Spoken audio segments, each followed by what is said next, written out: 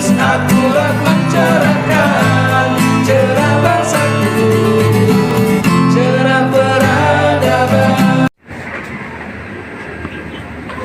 Selamat malam sahabat Arus News. Assalamualaikum warahmatullahi wabarakatuh. Sahabat Arus News, di malam ini tepatnya di 2 Februari 2022 kita kembali hadir di acara ngobrol pintar perihal Indonesia. Saat ini kita hadir di kantor Dewan Pimpinan Nasional Persatuan Pewarta Warga Indonesia PPWI.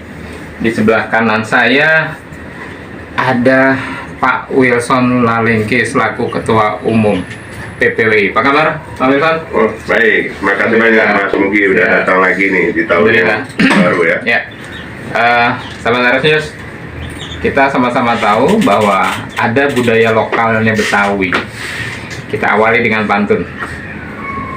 Ada Samson, badannya gemuk, ketemu Bang Markum. Assalamualaikum Pak Wilson, apa kabar? Waalaikumsalam. Baik, sahabat Arus News, malam ini kita akan membahas yang beberapa 6 hari yang lalu viral di media online, terutama media yang bergabung di Persatuan Pewarta Warga Indonesia, termasuk Arus News, tentang diduga hari gini Polri punya penyidik yang tidak profesional, sehingga menyebabkan seorang ibu nyaris tewas dalam pemeriksaan BAP. Dan di hadapan kami ada keluarga korban yang nanti sama-sama kita akan dengarkan kesaksian singkat, padat, dan tepat. Tapi untuk acara ini kita buka dulu dengan Pak Wilson Lalengke. Silakan, Pak. Ya. Terima kasih. Langsung saja bahwa pada kesempatan ini saya menerima kedatangan dari keluarga Riko Pujiyanto dari Semarang. Dia bersama orang tuanya, ada bapaknya Pak Alex dan ada ibunya Ibu Tuti Lestari, dan didampingi oleh teman-teman dari penasihat hukum keluarga ini. Nah, mereka telah menyampaikan secara detail tentang persoalan yang mereka laporkan, yakni dugaan penyiksaan, pemukulan, dan juga penyekapan yang dilakukan oleh pemilik dan pimpinan perusahaan PT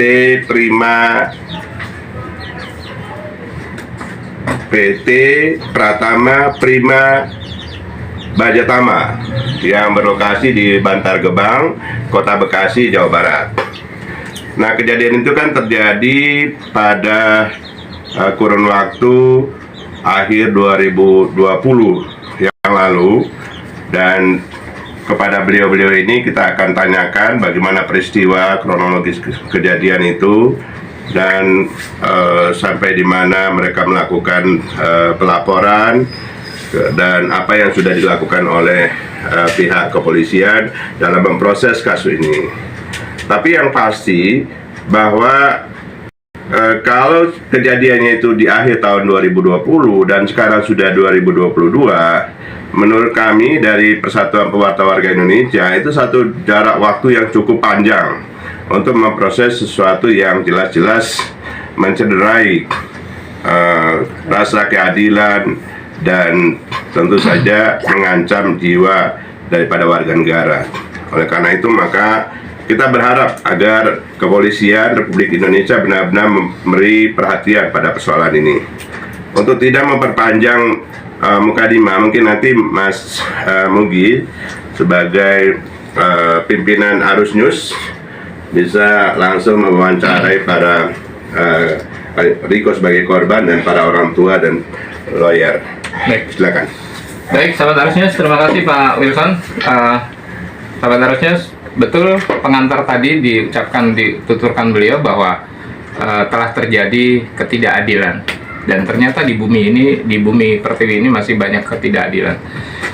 Kita perkenalkan di hadapan kita ada Pak Alex selaku ayah dari korban Mas Riko Pujianto, dan di tengah ada Mas Riko selaku korban yang saat ini genap usia 35 tahun ya Mas. Dan Bunda Mas Riko dengan Ibu Tuti Lestari. Saya awali dengan Mas Riko dulu. Mas, singkat padat Mas, seperti apa sih kok bisa sampai disekap, disiksa? Monggo. Ya, awal mulanya sih kejadian waktu di PT Pratama di kantor kita yang di Bantar Gebang, Kota Bekasi. Waktu itu seperti biasa hari Sabtu tanggal 10 Oktober 2020 ya. Saya ke kantor untuk membuat laporan dan untuk menyetorkan uang tagihan. Kemudian saya juga menyampaikan keinginan saya untuk mengundurkan diri yang waktu itu tidak disetujui oleh pemilik perusahaan, yaitu Bapak Dedi Setiawantan. Kemudian karena saya sudah cukup lama menunggu, akhirnya saya menyampaikan dengan agak ancaman. Saya bilang kalau saya tidak diizinkan keluar dan sertifikat rumah saya yang jadi jaminan tidak dikembalikan, saya akan melaporkan dugaan penggelapan pajak yang selama ini dilakukan perusahaan.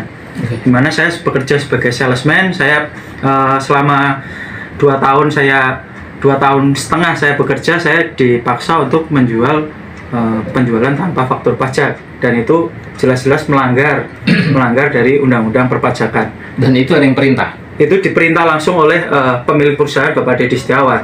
Oke. Mendengar hal itu, Bapak Dedi Setiawan marah besar, kemudian memukul saya di hadapan beberapa teman saya dan istrinya langsung. Sekitar ada 8 orang di kantor itu dengan direkam CCTV waktu itu. Kemudian saya dipaksa untuk mengambil barang-barang yang ditolak toko yang saya titipkan di teman saya di Purwokerto. Kemudian saya sempat disekap di kamar itu. Berapa hari? Saya disekap itu dari Minggu malam sampai Senin pagi setelah pulang dari Purwokerto. Oh, seperti itu ya.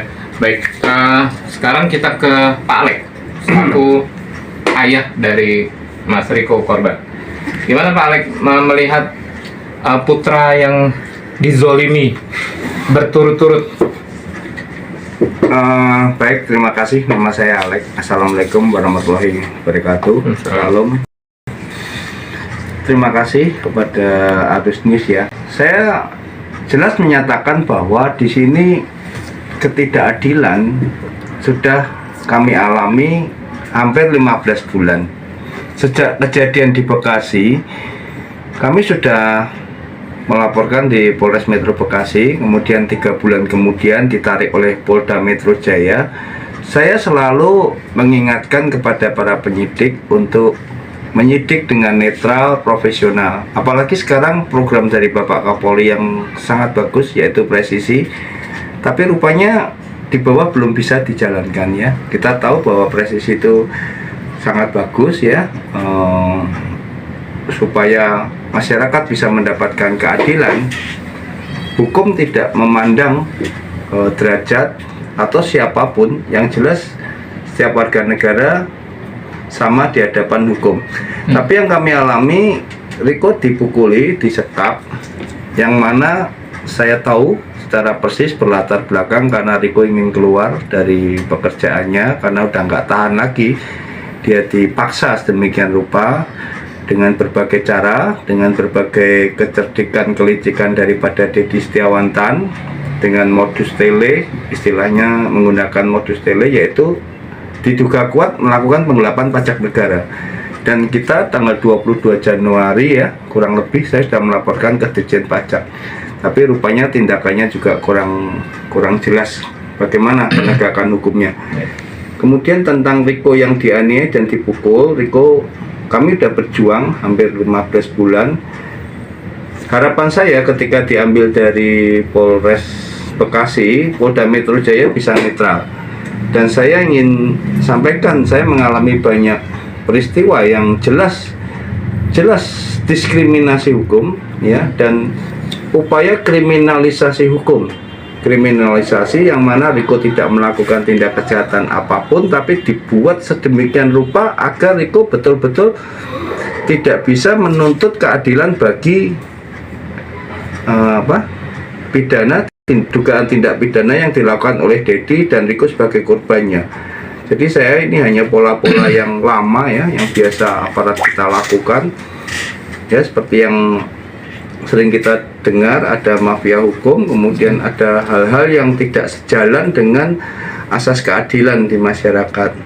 Jadi saya berharap khususnya kepada Polda Metro Jaya untuk tegak lurus menjalankan keadilan sesuai dengan amanat undang-undang dan janji daripada petugas Bapak Polisi yang bertugas di Polda Metro Jaya, lebih tepatnya di unit 4 Jatanras Polda Metro Jaya.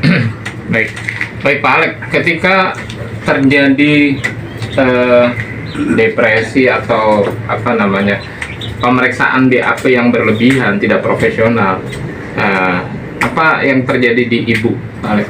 Ya, jadi ketika itu saya sudah menegaskan kepada penyidik bahwa ini adalah upaya kriminalisasi yang dilakukan oleh Dedi Setiawantan ya. Saya berharap penyidik jangan mengakomodir ya. Kemudian saya sayangkan panggilannya atau pemeriksaannya kepada istri saya itu jelas sangat-sangat tidak profesional. Jadi penyidik hanya ingin mengambil sepenggal saja, yang tujuannya hanya untuk mungkin melengkapi yang diminta oleh jaksa. Jadi posisi anak saya sudah dikriminalisasi gara-gara yaitu tadi si Dedi Setiawan ingin melepaskan diri, dan sangat saya sayangkan, ini sangat kelihatan sekali ya permainan hukum yang sedang berjalan di Polda Metro Jaya. Oh jelas nampak jelas, dan saya dalam waktu beberapa hari ke depan atau mungkin besok saya akan menyuarakan aksi damai di Mabes Polri, dan kami sudah meminta gelar perkara di Mabes Polri ya, bahkan kalau boleh mohon izin proses tersebut ditarik ke Mabes Polri. Jadi kita akan meminta gelar perkara sesuai dengan janji daripada Pak Panit AKP Ridwan ya pada saya, penyidik ya, AKP Ridwan, mohon izin itu Panit penyidik di unit 4. Beliau selalu berjanji nanti Mas Alek kalau ada keterangan yang berbeda antara Riko dengan pihak pelapor dan lain sebagainya akan kita adakan gelar dan lain sebagainya. Tapi itu hanya sekedar permainan untuk mengulur waktu agar laporan kami yaitu dugaan penganiayaan, penyekapan itu mulur atau tidak bisa jalan sebagaimana mestinya, karena mereka tahu saya aslinya orang Semarang. Jadi berapa biaya, tidak sedikit biaya yang sudah saya keluarkan dari Semarang harus menginap di Jakarta. Bahkan saya menginap di mobil loh, di halaman parkir Polda Metro Jaya karena udah kehabisan biaya. Jadi jelas di sini ada pelanggaran konstitusi dan pelanggaran hak asasi manusia bagi anak saya, bagi keluarga kami. Oke, baik. Seharusnya kita ingin mendengarkan penuturan dari Ibunda Mas Riko, Bu Tuti Lestari. Bu, melihat buah hati yang dilahirkan dari rahim seorang ibu, melihat seperti ini cukup gimana Bu? Ya perasaan saya kalau orang Jawa bilang itu nelongso ya Mas. Anak saya itu dalam bekerja selalu tanggung jawab, kerja giat, bekerja benar-benar pagi subuh udah berangkat. Itu yang bikin saya gimana ya, sakit.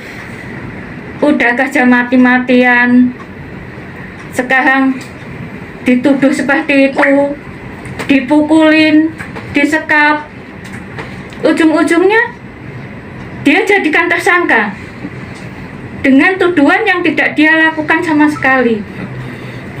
Makanya kemarin saya sampai bilang waktu di Polda, sebagai ibu saya bersumpah demi Tuhan, anak saya nggak pernah menggelapkan, menipu.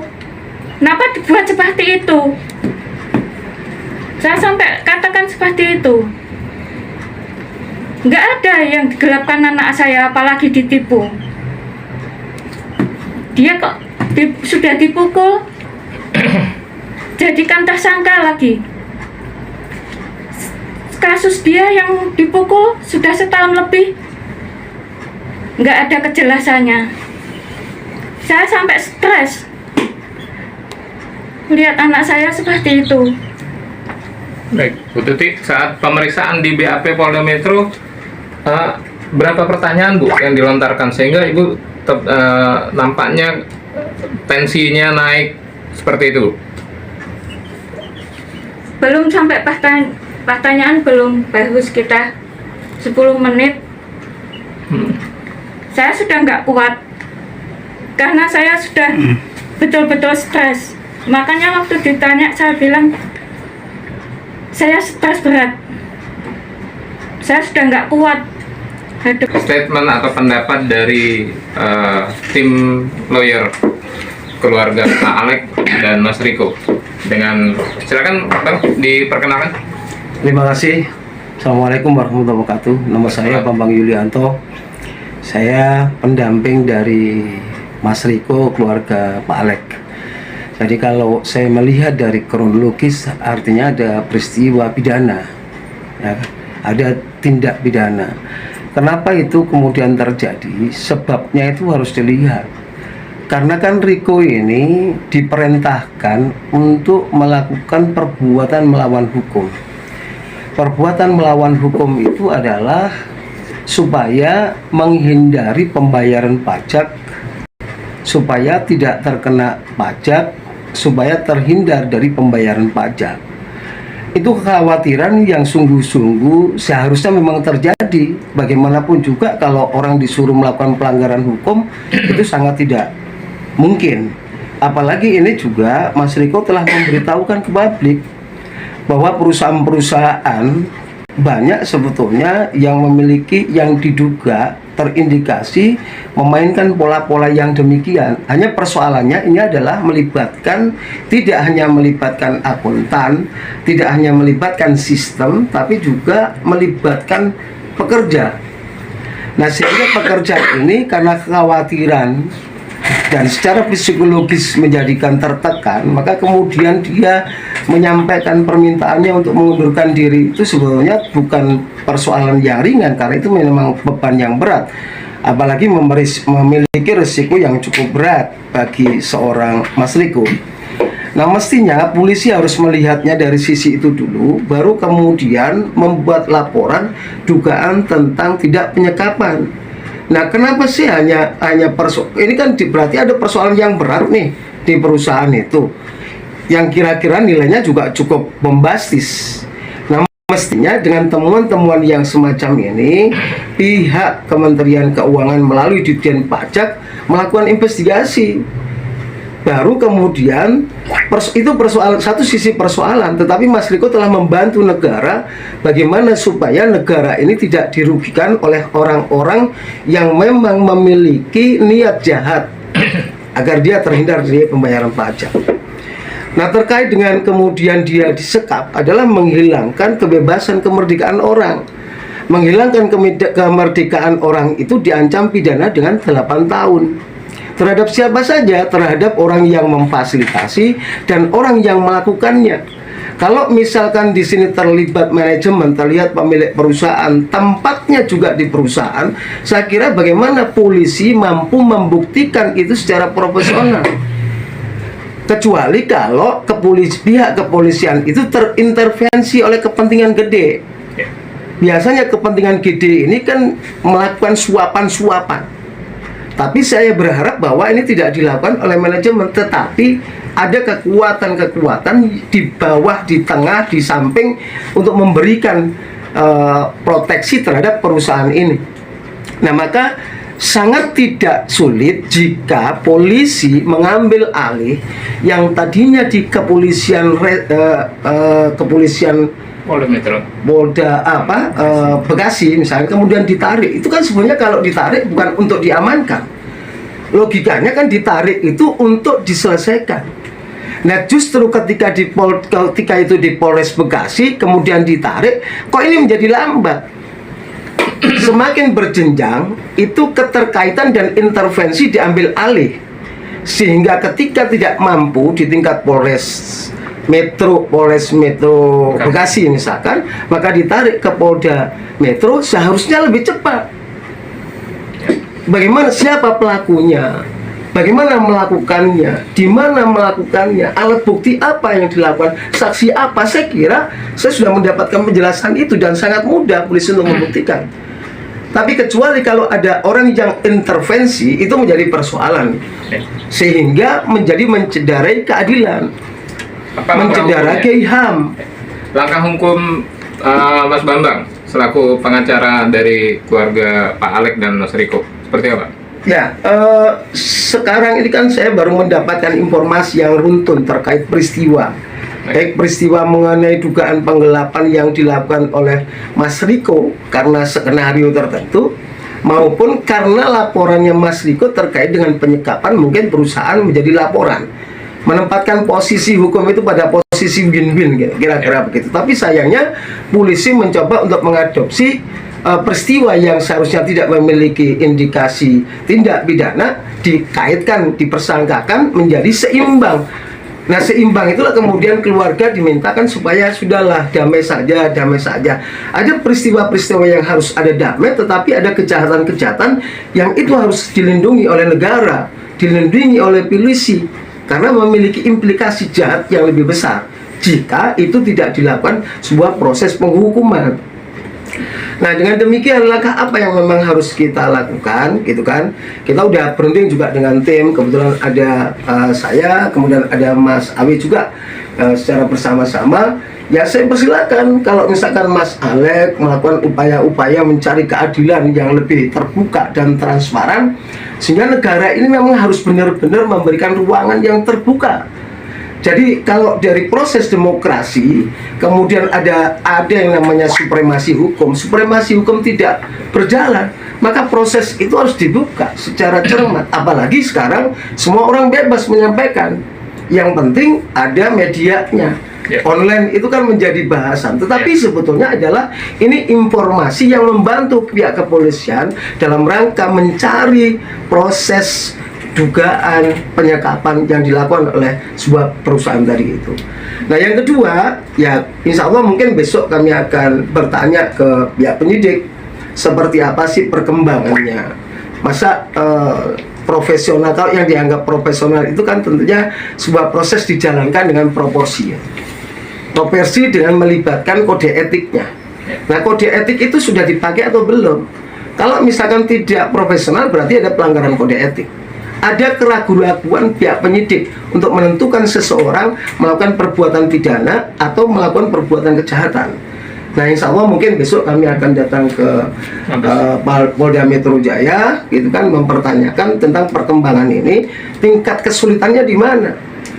Karena saksi-saksi yang memberi petunjuk tentang penghilangan alat bukti berupa CCTV tadi itu sudah mengakui.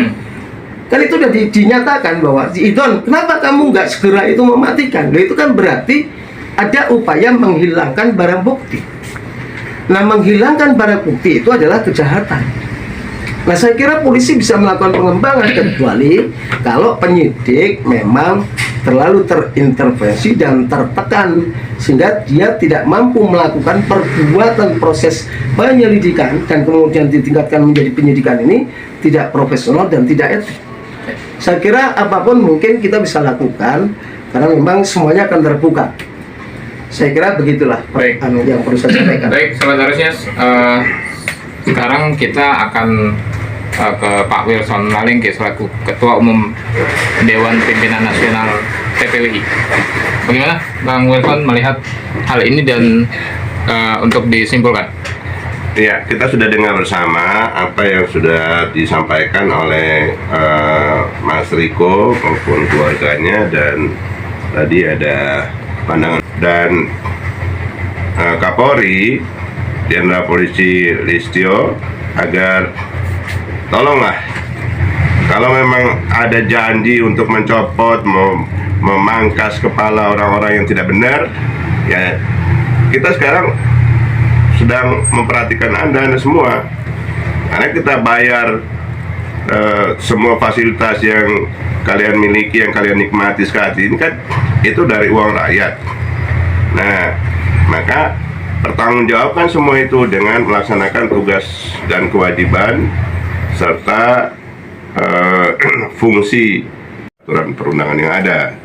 Oleh karena itu maka kita akan terus memantau, kita akan mengawal kasus ini dan ya sampai saatnya kita akan terus menerus untuk mendorong agar negara ini bisa lebih baik ketika para petugas kita bisa bekerja dengan baik. Demikian mungkin. Baik, terima kasih sahabat Arus News. Itulah ungkapan, penuturan, dan pandangan juga harapan bagi institusi yang berlambang Tribrata. Keadilan Anda, keadilan rakyat ditunggu di tangan Anda dan akan diminta dipertanggungjawabkan bukan hanya di dunia tapi di akhirat. Terima kasih. Saya Mugiono melaporkan dari Selipi, Jakarta. Arus News akurat dan mencerahkan. Salam Arus News.